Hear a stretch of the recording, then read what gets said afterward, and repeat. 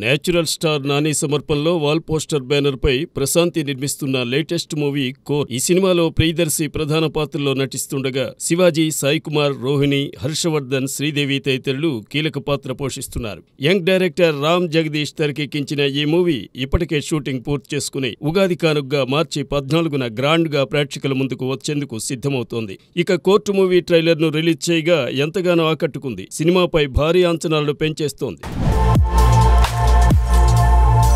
Young tiger junior NTR plan మామూలుగా లేదనే చెప్పాలి. ఫ్యాన్స్ ని పండగల వేళ పలకరించేందుకు పెద్ద ప్లాన్ వేశాడు.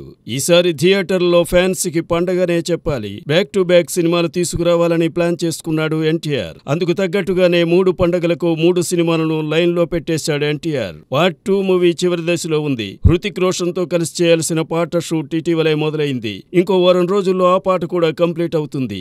చిన్న ప్యాచ్ వర్క్ మినహా దాదాపు పూర్తయినట్టే. ఈ సినిమాను ఇండిపెండెంట్ డే సందర్భంగా ఆగస్టు 14న రిలీజ్ చేయనున్నారు. ప్రశాంత్ నీల్ డ్రాగన్ ని ఈ ఏడాది నవంబర్లోగా పూర్తి చేసే పనిలో ఉన్నారు. 2026 సంక్రాంతి పండుగ రోజున విడుదల చేయాలని డిసైడ్ అయ్యారు. 2026 దసరాకి దేవరా 2 ప్రేక్షకుల ముందుకు తీసుకురావాలని చూస్తున్నారు. జూన్ నాటికి స్క్రిప్ట్ వర్క్ పూర్తయ్యే అవకాశం ఉందంటున్నారు. ఆ తరువాత ప్రీ ప్రొడక్షన్ వర్క్ మొదలవుతుందట. ఇలా ఎన్టీఆర్ 3 పండుగలకు 3 పాన్ ఇండియా సినిమాలతో రాబోతున్నాడు.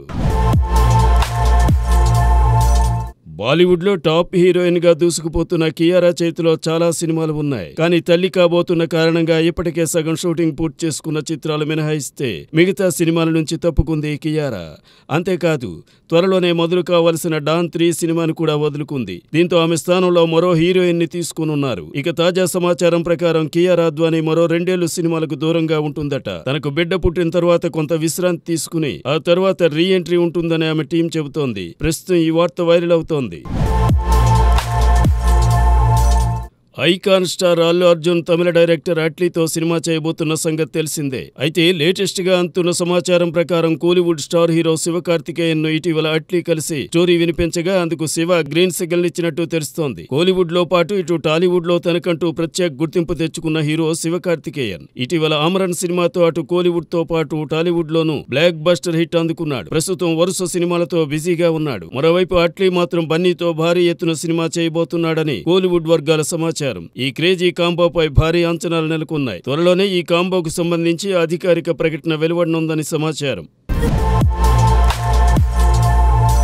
యంగ్ టైగర్ జూనియర్ ఎన్టీఆర్ ఎన్నో యాడ్స్ చేశాడు. కానీ లేటెస్ట్ గా వచ్చిన ఒక యాడ్ మాత్రం ట్రోలింగ్ కు దారి తీసినట్టయింది. తాజాగా జెప్టో కంపెనీ యాడ్ చేశాడు యంగ్ టైగర్. అది చూసిన అభిమానులు షాక్ అయ్యారనే చెప్పాలి. ఈ యాడ్ లో టైగర్ లుక్ సెట్ కాలేదనే కామెంట్స్ వస్తున్నాయి. ఎన్టీఆర్ షార్ట్ హెయిర్ స్టైల్ దారుణంగా ఉందని అంటున్నారు. అసలు టైగర్ ను ఈ లుక్ లో ఊహించుకుంటేనే దారుణంగా ఉందని కామెంట్స్ చేస్తున్నారు. అసలు ఇప్పటి వరకు కూడా తారక్ చేసిన యాడ్స్ లో ఇదే వరస్ట్ లుక్ అని అంటున్నారు. ప్రస్తుతం ఈ యాడ్ నెట్టింట వైరల్ అవుతోంది.